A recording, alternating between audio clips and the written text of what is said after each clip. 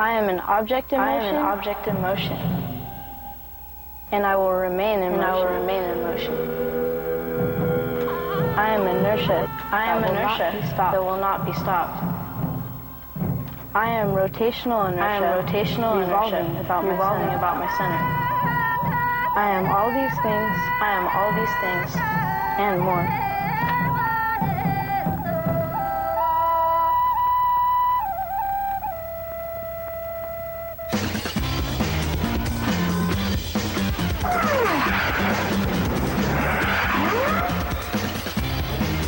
Sports figures. Put your brain in the game.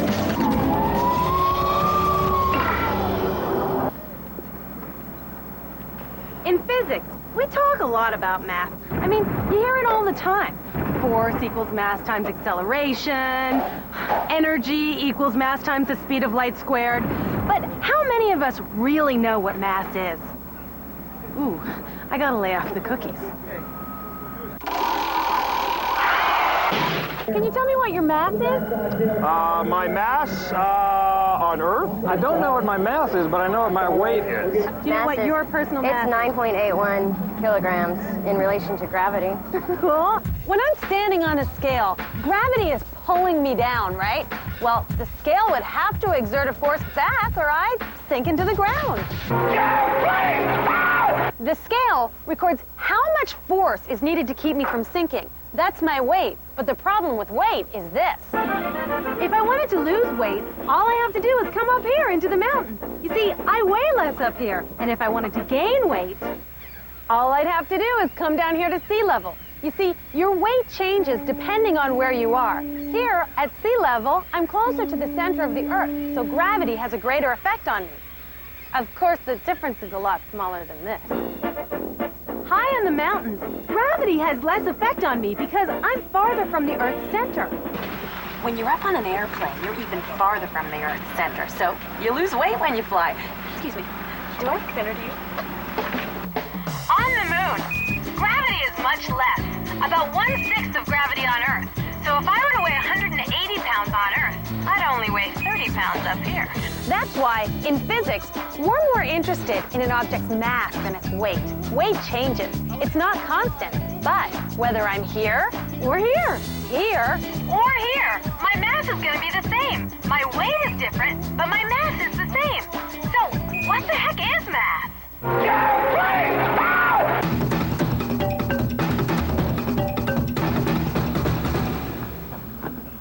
You see that? That's Jenny Curry. She's only 15 years old, but at the age of 14, she was the ladies' street champion at the 1998 X Games. So whether she's in the vert, doing the gap, or flipping through the air, she has got mass. And because she's got mass, she's got inertia. Jenny, you have got inertia.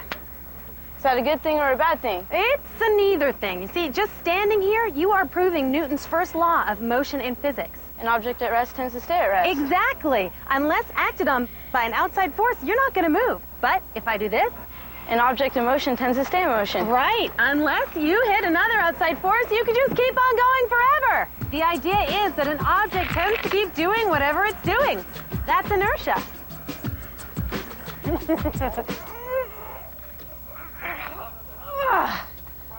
Just sitting here like this locomotive has a lot of inertia because it would take a lot of force to get it to really move, right? And once a locomotive is underway, it wants to keep on going. It also has a lot of inertia when it's moving. Inertia doesn't have to do with weight. It has to do with mass. Good chicken.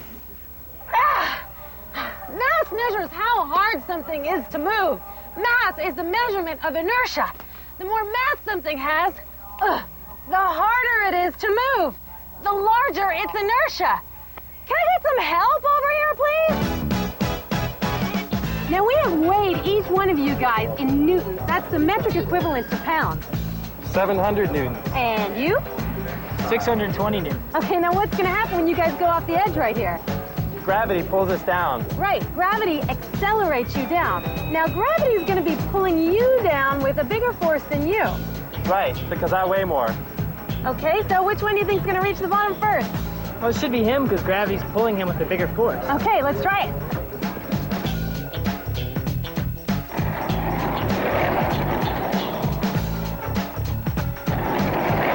Hey, what happened? We both got to the bottom at exactly the same time. Yeah, but gravity was pulling you down with a bigger force. Shouldn't it have pulled you down faster? Seems that way. Because Dave has greater weight, gravity is exerting a greater force, but he also has greater mass, which means he's harder to move. Gravity exerts less force on Kaylee, but he has less mass, so he's easier to move. It ends up equaling out, and they hit the bottom together. That's why when you drop objects of different weights, they'll hit the ground at the same time because of mass and inertia. It also proves that gravitational and inertial masses are equivalent. The mass that's important in weight and the mass that provides inertia are equal. You can use one to determine the other.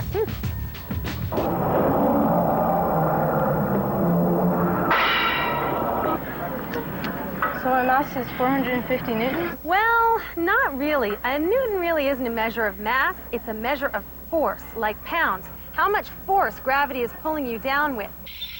In the metric system, a unit of force, like a pound, is called a newton, in honor of Sir Isaac Newton, who I'm supposed to look like here. Now let's say we had a box of newtons, the cookies, with a mass of 1 kilo. It would take exactly 1 newton of force to accelerate a 1 kilo box of newtons 1 meter per second squared.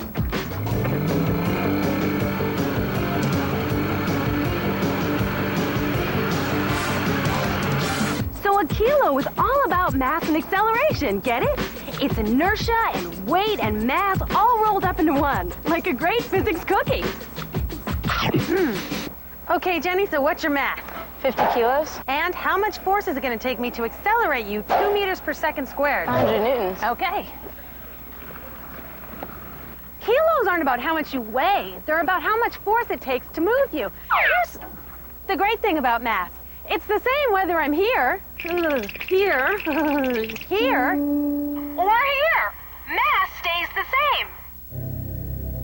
Look at weight. It's different all over the place. Worthless. But mass is constant. Take this baseball. It has the same mass. It takes just as much force to throw.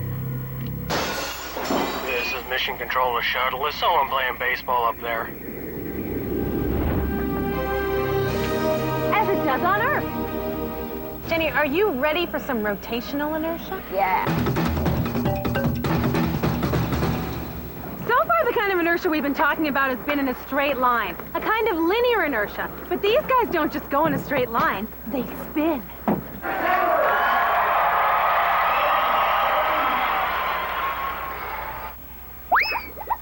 When something is spinning, it still has inertia. It'll keep spinning until something stops it. We call that kind of spinning inertia rotational inertia. Get it? Spinning, rotation. Oh, I think I'm gonna be sick.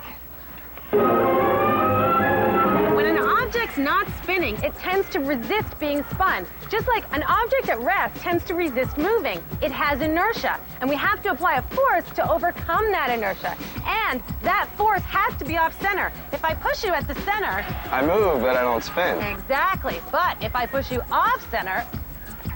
I spin. Right. Now, that off-center force has a special name. It's called torque, and torque is what we use to spin something. Good job, Alice. To get going, overcome linear inertia, a skater applies a force by pushing off on their skate. But how do they apply a torque to spin? Let's go to the sports figures blackboard and take a look. You know, inline skaters spend about as much time spinning as they do going in a straight line. But to do a trick with a spin, they have to apply torque. Where do they get the torque from? There's only two ways to get the torque that's needed to spin. See, now she's pushing off with that outside foot, giving a torque in this direction, which makes her spin in this direction. Another way to get the torque is to throw some of your body's mass at the problem. Typically, somersaults are done by throwing the mass of the head and shoulders in the direction you want to spin. No torque, no spin. It's as simple as that. I'm Sal Masakela from the Sports Figures Blackboard. torque needed to spin something is a function of mass and the shape of that mass. Now, some shapes are more difficult to spin than others. Now, this bowling ball has a mass of 5 kilos, and this barbell has a mass of 5 kilos. Okay, Jasante, let's spin them. Nice.